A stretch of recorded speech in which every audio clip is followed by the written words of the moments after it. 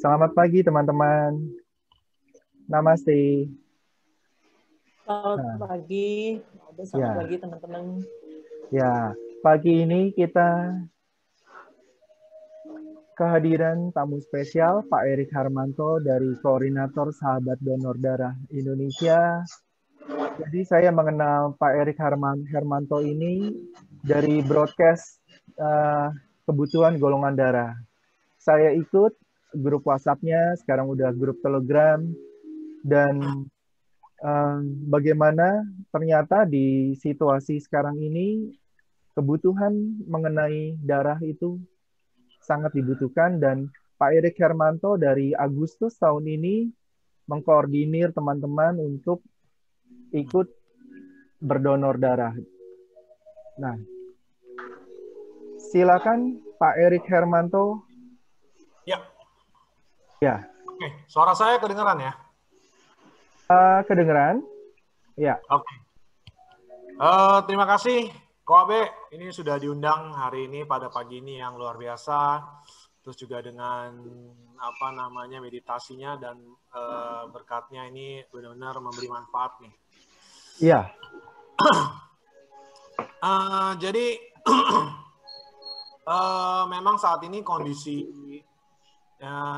jadi ini sifatnya boleh interaktif ya, ya, Koabe ya. boleh interaktif, boleh.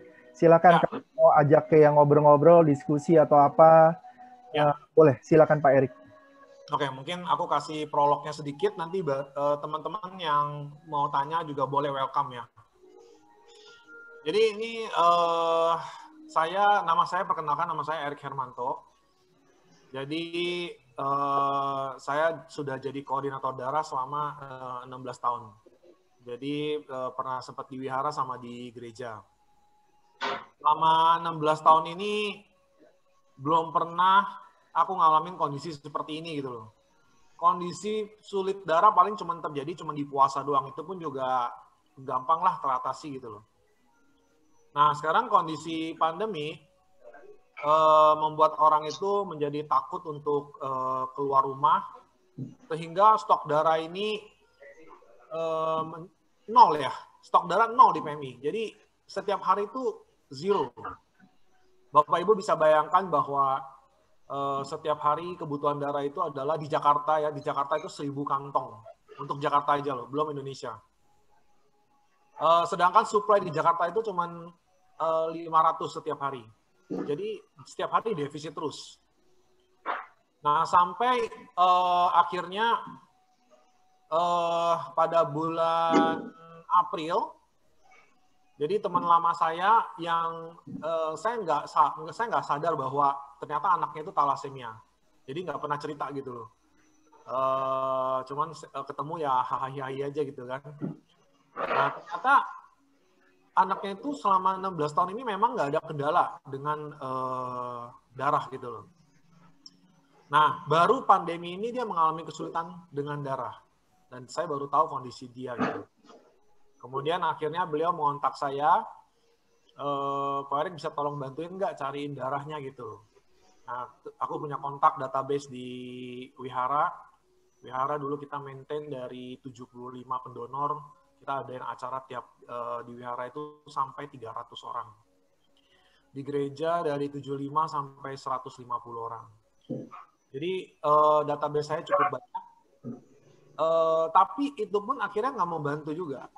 Ya dari bulan April, Mei, Juni, Juli selama 4 bulan akhirnya saya bantu dia, nanti anak talasemia lagi pada minta lagi, yang talasemia pada minta lagi semuanya. Terus akhirnya yang donor datang ke PMI Keramat bilang lagi ada yang butuh darah lagi gitu loh. Wah, aku bilang nih dataku langsung habis ya di bulan Juli itu udah habis. Nah, lalu kemudian aku mikir lagi gimana nih ya. Jadi bagaimana untuk mengatasi problem ini gitu.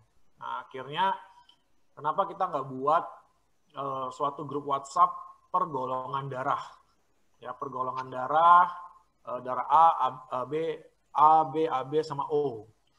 Dan ternyata direspon cukup baik sekali.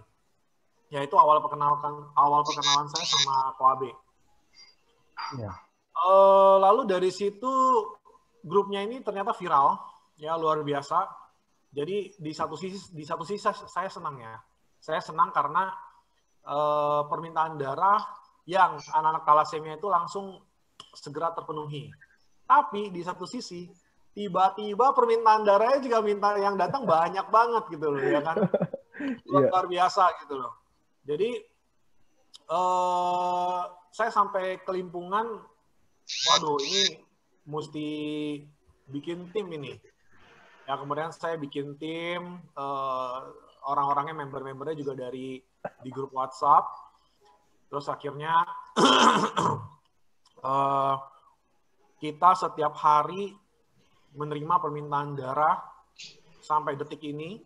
Dari 11 Agustus 2020 itu awal berdirinya kita. Sampai detik ini kita menerima permintaan darah tuh 4-16 permintaan darah setiap hari. Satu permintaan darah itu bisa 3-10 kantong setiap hari. Oh, jadi, gitu. Ya. Jadi Anda bayangkan ya, jadi saya mau punya member berapa banyak pun ini nggak bisa teratasi juga. Dan kita hitung saat ini member yang sudah tergabung di kita itu ada 2.000 member di grup WhatsApp sama di grup Telegram.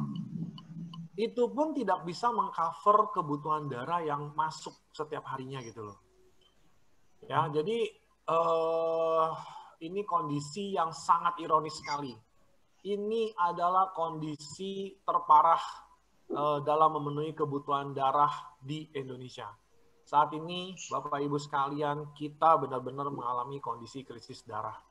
Ya, jadi ini Anda harus perlu sadar bahwa saat ini adalah kondisi yang benar-benar krisis parah, krisis darah ya, bukan krisis ekonomi doang nih, krisis darah juga parah. Sampai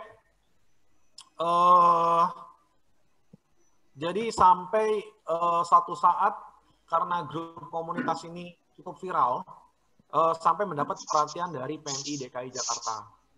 Kemudian saya dipanggil sama kepala UTD-nya, Dr. Niken sama Dr. Dian. Lalu kemudian mereka bicarakan bagaimana nih untuk memenuhi kebutuhan darah ini, kerjasamanya gimana. Terus kemudian Dr. Dian juga ada cerita, beliau sekarang jadi PM itu sekarang sifatnya semua jemput bola ya, benar-benar mereka kan satu-satu, yes. Iya. Mereka datengin, yakinkan setiap instansi yang pernah kerja sama mereka, nggak cuma BUMN doang, tapi setiap instansi swasta juga yang pernah mengadakan donor darah mereka approach lagi satu-satu. Iya. Dr. Dian ada cerita. Waktu itu pernah dia mereka mengadakan di GBK di Gelora Bung Karno. Itu ngadain eventnya itu dengan panitia itu kolaborasi itu bisa berbulan-bulan gitu loh. Jadi kita ditargetkan 500. Jadi Anda bayangkan ya, lobby sana sini, lobby berbulan-bulan, akhirnya terselenggara satu acara eventnya dapat 500 kantong darah, baru dibawa pulang ke PMI Keramat. Dalam hitungan jam itu sudah habis. Oh ya? 500 hitungan jam habis. Wah. Habis, Pak. Jadi luar biasa kebutuhan darahnya itu di Jakarta dan di Indonesia itu ini saat ini benar-benar kita krisis darah ini. Berarti banyak pasien-pasien yang butuh darah, nggak dapat darah itu banyak dong ya? Jadi memang mau nggak mau memang mesti dari keluarga pasiennya. Oh, iya, iya. Pasiennya harus fight, terus kemudian mereka juga kita ajarin mesti pakai jurus cegat-cegat lah di PMI Keramat. Mereka harus tarik. Jadi mereka harus tarik keluarganya mereka sendiri gitu loh. Oh jadi iya. Dari teman dekatnya mereka tarik-tarikin gitu loh. Jadi mau nggak mau caranya udah mesti gerilya seperti itu. Oh, mereka harus usaha sendiri ya? Karena emang stoknya nggak ada ya, bisa dibilang ya? Stoknya habis terus. Jadi setiap hari itu, ya sekarang yang antara yang minta sama yang supply kan nggak berimbang. Jadi, oke. Hari nol. Nah, lalu, ya silakan KB. Ya, kalau kayak begini sih sebetulnya kan situasinya mungkin diperlu aman nggak sih? Maksudnya kayak COVID kayak gini. Terus apakah nanti yang ketularan pasiennya itu bisa ketularan COVID atau apa gimana-gimana? Itu kan banyak yang takut gitu kan?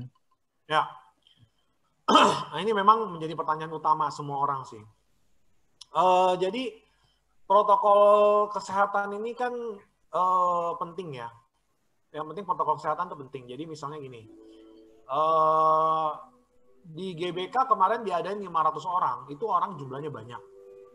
Tapi dengan jumlah bed yang cukup, 20 bed waktu itu disediakan, dan diatur jam kedatangannya, sehingga itu akan aman. Jadi nggak terlalu, orang nggak banyak numpuk, dan juga jaraknya juga dipisah-pisah, jaga jarak 1 meter itu diberlakukan. Kemudian udah pasti harus wajib masker. Lalu kemudian darah itu sampai sejauh ini belum ada riset yang menyatakan bahwa COVID itu bisa ditularkan melalui darah. Itu belum ada risetnya. Jadi kondisinya saat ini WHO menyatakan statementnya COVID belum bisa ditularkan lewat darah. Nah, dan ini kan juga jarum yang dipakai juga baru, dan juga PMI itu punya SOP. Jadi secara donor darah itu di masa pandemi itu aman. Ya, jadi Bapak Ibu sekalian tidak perlu khawatir akan tertular COVID. Itu pertama. Terus kemudian kedua, hasil diskusi kami sama Dr. Niken. Jadi kita perlu gerak semuanya, Bapak Ibu. Ya, jadi kalau Bapak Ibu di daerah manapun di Indonesia, sekarang PMI itu bisa mendatangkan bis PMI. Ya. Oh, sampai seperti itu ya? Oke. Betul sekali. Bahkan mereka bilang 15 pendonor aja mereka akan kirim bis. Ya. Dalam kondisi normal itu nggak bisa loh, KB. Kondisi normal itu mereka meminta tuh minimal ada 75 pendonor baru mereka bisa kirim SDM. Ya. Kalau nggak 75 nggak bisa. Nah, kondisi sekarang beda. Jadi PMI itu harus jemput bola. Jemput bola, mereka 15 pendonornya sudah mereka udah bisa datangkan bis gitu loh. Jadi sangat dibutuhkan sekali koordinator lapangan bis. Ya, saya persingkat dengan Korlap bis ya. Di daerah-daerah pemukiman, dimanapun Anda berada, PMI itu bisa mengirimkan bis-bisnya. Jadi pendonornya itu bisa langsung donor di dalam bisnya. Terus kemudian yang Anda perlu siapkan adalah Anda perlu koordinasi dengan RT RW setempat dan Anda mencari 15 pendonor. Anda memasang spanduk, jadi as simple as that. Diharapkan acaranya bisa berjalan rutin. Misalnya setiap minggu sekali atau sebulan sekali, jadi diharapkan rutin. Tergantung kemampuan masing-masing dari Korlapbis. Nah, jadi ini adalah solusi pertama ya, diharapkan teman-teman bisa menjadi Korlapbis di daerah pemukimannya masing-masing. Kalau ada yang berminat nanti bisa menghubungi saya. Lalu kemudian berikutnya adalah kita mengadakan, jadi grup WhatsApp ini saya sudah bentuk timnya. Ya, jadi timnya ini kita sudah bentuk dan sekarang sudah berjalan dengan baik.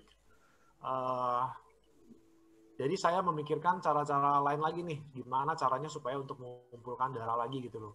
Nah, salah satu caranya lagi adalah kita mengadakan aksi nyata donor darah. Aksi nyata donor darah ini kita bekerja sama dengan PMI dan kita mengadakan di 5 wilayah DKI Jakarta. Diharapkan ke depannya seperti itu, tergantung dari ketersediaan korlap untuk di PMI-nya. Nah, saat ini kita baru ada korlapnya 2 di PMI Jakarta Barat sama PMI Jakarta Selatan. Dan dalam 1 bulan kita akan selalu rutin untuk mengadakan event ini setiap minggu itu ada. Setiap minggu ya? Ada? Ya. Oh ya? Ya, wow. kita harus nge-push, Pak. Jadi ini bukan pekerjaan mudah sih. Iya. Kita harus nge-push setiap minggu itu harus dapat 50, harus bisa mendatangkan 50 orang. Oke. Nah, bagaimana caranya supaya bisa 50 orang ini bisa datang? Jadi kita menyusun satu strategi. Strateginya yaitu adalah pertama kita memformulasikan dua target, ya, menargetkan dua pangsa pasar nih. Jadi pangsa pasar pertama itu adalah orang-orang yang ingin donor, tapi mereka nggak tahu donornya di mana. Jadi bahkan ada teman saya tinggal di Jelambar udah puluhan tahun, dia nggak tahu ada PMI di Jelambar gitu loh, ya. Jadi orang-orang yang seperti ini, yang biasa donornya di gereja atau donornya di wihara atau donornya di perkantoran, mereka cuma taunya PMI Keramat, dan mereka nggak ngeh bahwa ternyata PMI itu ada di daerahnya mereka gitu. Nah, jadi target pertama adalah menyisir orang-orang seperti ini, ya. Nah, target kedua adalah menyisir masyarakat menengah ke bawah. Bagaimana caranya agar masyarakat menengah ke bawah ini mau donor? Nah, kita kasih imbalan. Imbalannya ini berupa beras 3 kg. Iya, sampai sebegitunya ya. Saya lihat di Instagramnya, gila, sampai yang donor dikasih beras 3 kilo ya. Buset, iya. Dan ini insentif ini ternyata cukup berhasil, ya, cukup memberikan impact yang bagus, ya, responsnya juga bagus, dan kita harapkan dengan adanya beras 3 kg ini, masyarakat menengah ke bawah yang nggak aware untuk donor darah, akhirnya mereka mau donor dengan adanya insentif ini. Ya, terus kemudian kenapa kita nggak adanya di pos-pos di PMI di 5 wilayah Jakarta? Karena juga kita ingin membangun awareness dari masyarakat setempat, dari warga setempat, bahwa ada loh ini PMI-PMI yang dekat dengan lokasi kalian. Oh. Nah, seperti itu. Diadainnya di dekat yang PMI cabang-cabangnya itu ya? Betul, betul.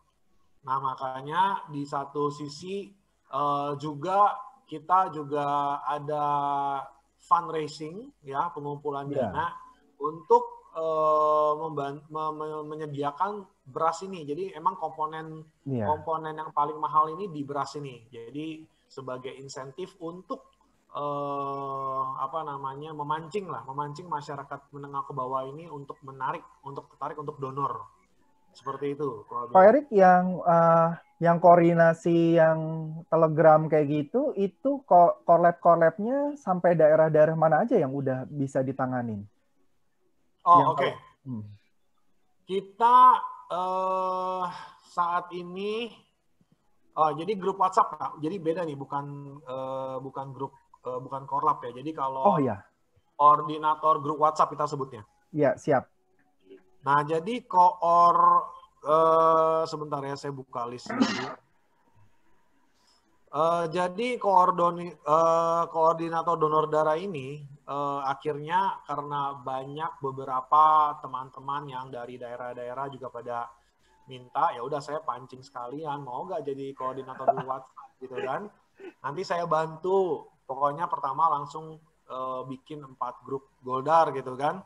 Ya. Nah, jadi kita saat ini sudah ada di Malang, Lampung, Bandung, Surabaya, Tangerang, Semarang, Bali, Bekasi, Depok, Yogyakarta, Cirebon, Bogor.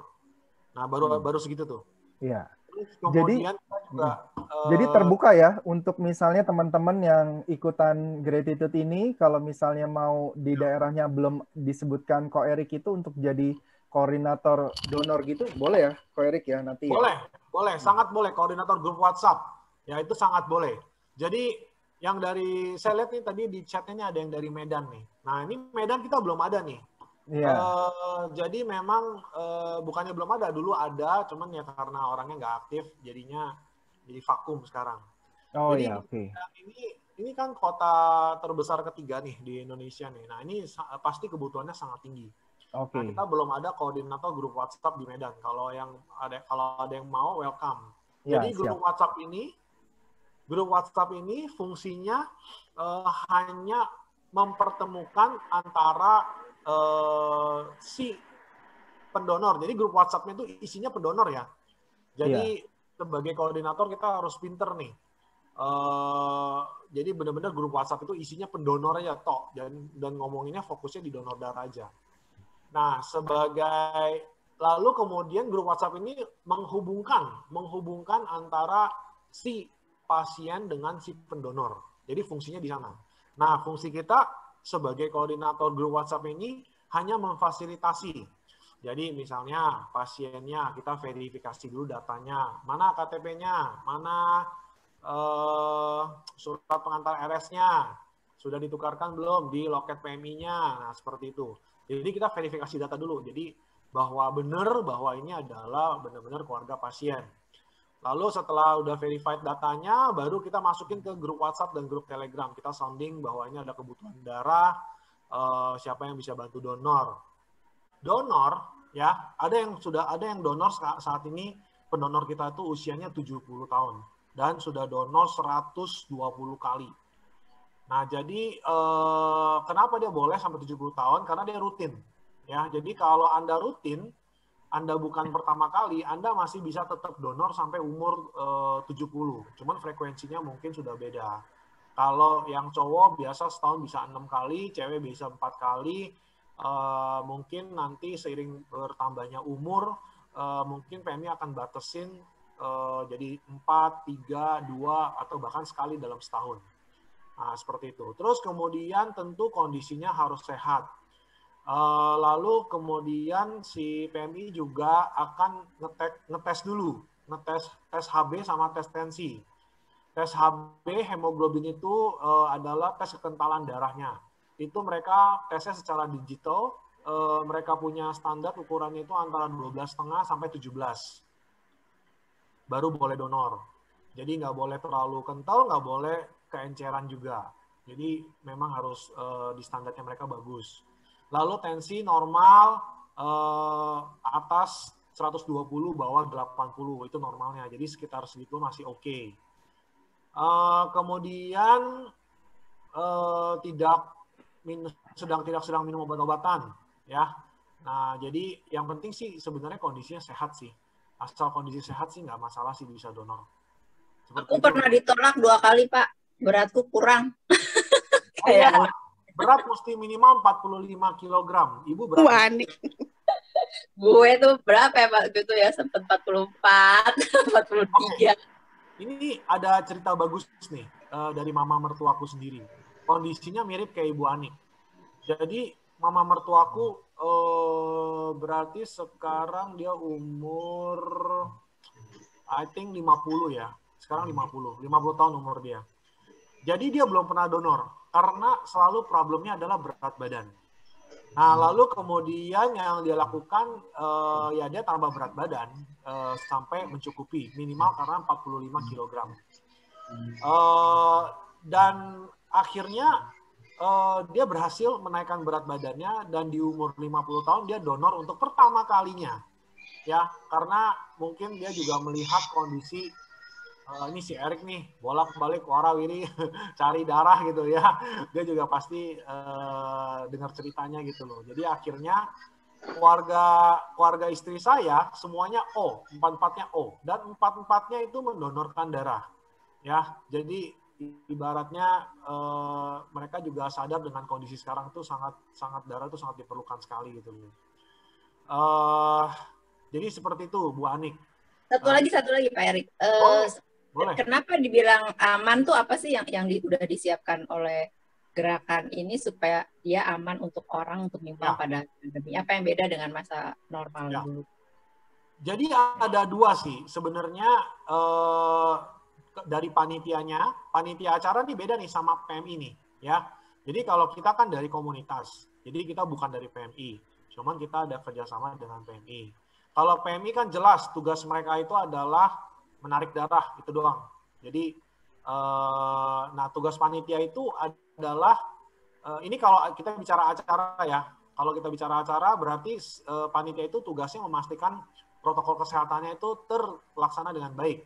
Tidak boleh ngumpul, jaga jarak 1 meter, harus pakai masker gitu kan.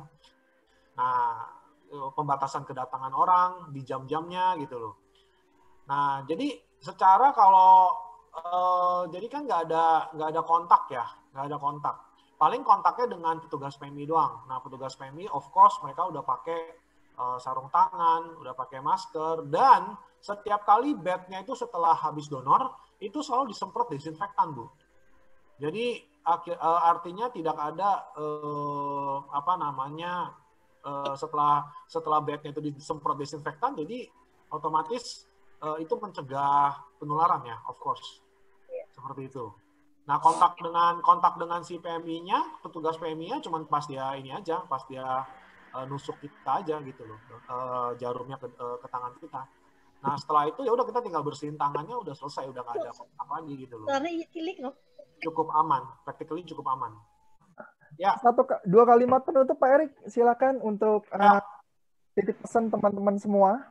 Yes, oke. Jadi teman-teman semua ini luar biasa ya, apalagi Pak Windralau tadi juga aktivis ya. Senang banget, pemahamannya juga udah bagus banget tentang donor darah.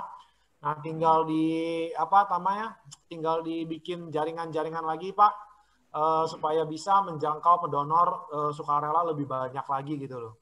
Ya, dan teman-teman yang bisa donor, yang ngajak-ngajakin juga teman-temannya untuk donor ya. Terus kemudian kalau yang punya kapasitas lebih seperti Pak Windralau bisa ngadain tiap minggu donor darah di tempat-tempat, jadi korlapbis. Intinya mesti dapetin donor darah, pendonor sebanyak-banyaknya. Dan kita harus ibaratnya bertoa nih. Kita mesti bertoa, jadi bersuara terus ke kiri, kanan, depan, belakang, atas, bawah, supaya donor darah ini orang bisa sadar dengan pentingnya donor darah ini. Dan orang sadar bahwa saat ini kondisi kita sedang krisis darah.